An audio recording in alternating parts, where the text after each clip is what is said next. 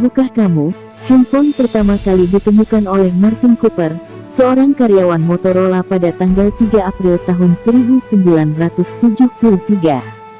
Sebelumnya, disebutkan bahwa penemu telepon genggam adalah sebuah tim dari salah satu divisi Motorola yang merupakan divisi tempat Cooper bekerja. Ponsel pertama yang diciptakan oleh Cooper adalah Motorola Dynata. Awalnya, Cooper mengusung ide sebuah alat komunikasi yang kecil dan mudah dibawa bepergian secara fleksibel. Dari sinilah muncul ide sebuah ponsel.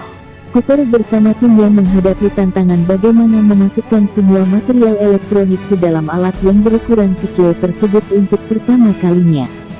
Namun, akhirnya sebuah telepon genggam pertama berhasil diselesaikan dengan bobot 2 kg. Untuk memproduksinya, Motorola membutuhkan biaya setara dengan $1 juta Amerika Serikat atau setara 14,3 miliar rupiah. Selanjutnya pada tahun 1983, telepon genggam portabel kembali diproduksi dengan harga mulai dari $4.000 Amerika Serikat atau setara 36 juta rupiah hingga $10.000 Amerika Serikat atau setara 90 juta rupiah. Setelah berhasil memproduksi telepon genggam, tantangan selanjutnya adalah mengadaptasi infrastruktur untuk mendukung sistem komunikasi telepon genggam tersebut. Misalnya dengan menciptakan sistem jaringan yang hanya membutuhkan 3 MHz spektrum. Spektrum ini setara dengan 5 channel TV yang tersalur ke seluruh dunia. Telepon genggam generasi pertama disebut juga 1G. 1G merupakan telepon genggam pertama yang diperkenalkan oleh Martin Cooper dari Motorola Corp pada tanggal 3 April tahun 1973. Penemuan inilah yang telah mengubah dunia selamanya. Teknologi yang digunakan 1G masih bersifat analog dan dikenal dengan istilah AMPS.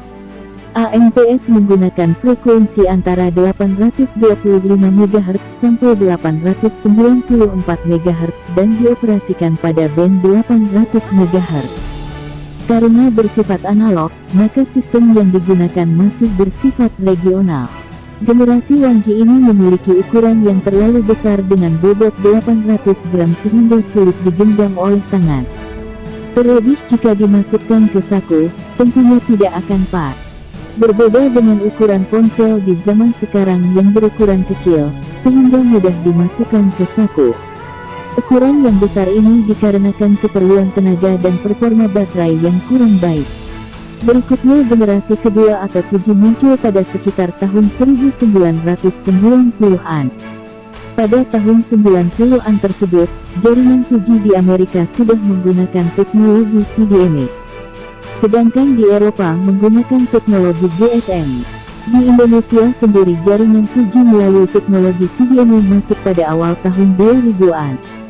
Ponsel dengan jaringan 2G mulai masuk ke Indonesia sejak tahun 2000-an melalui sejumlah brand ponsel seperti Motorola, Nokia, Siemens, Ericsson, dan lainnya. Nokia 3310 dan Motorola V3 menjadi salah satu ponsel populer di Indonesia di tahun 2000-an berkat banyaknya pengguna ponsel tersebut di tanah air.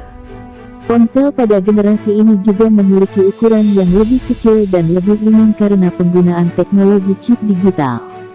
Ukuran yang lebih kecil juga dikarenakan kebutuhan tenaga baterai yang lebih kecil. Generasi 2G ini memiliki ukuran dan bobot yang lebih kecil serta sinyal radio yang lebih rendah, sehingga mengurangi efek radiasi yang membahayakan pengguna. Selanjutnya ponsel berubah nama menjadi smartphone atau ponsel cerdas yang disebut generasi ketiga dengan jaringan 3G. Ponsel generasi ketiga ini mulai populer di seluruh penjuru dunia, termasuk Indonesia pada tahun 2000-an.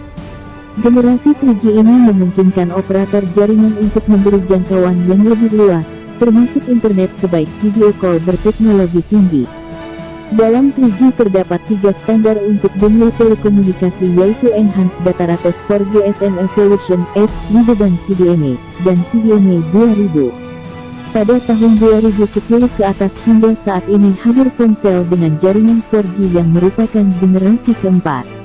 Saat itu, peranan ponsel ini mampu menggantikan fungsi PC dengan fitur dan spesifikasi canggih. Kemudian nama ponsel pun bergeser menjadi smartphone ponsel pintar, dengan menggunakan sistem operasi seperti Android, iOS, Symbian, BlackBerry OS dan Windows Mobile. Sekedar informasi, 4G merupakan sistem telepon genggam yang menawarkan pendekatan baru dan solusi infrastruktur yang mengintegrasikan teknologi nirkabel. Misalnya wireless broadband Wibro 802.16e, CDMA, wireless LAN, Bluetooth, dan lain-lain. Jaringan 4G juga memberikan penggunanya kecepatan tinggi, volume tinggi, kualitas baik, jangkauan global, dan fleksibilitas untuk menjelajahi berbagai teknologi berbeda.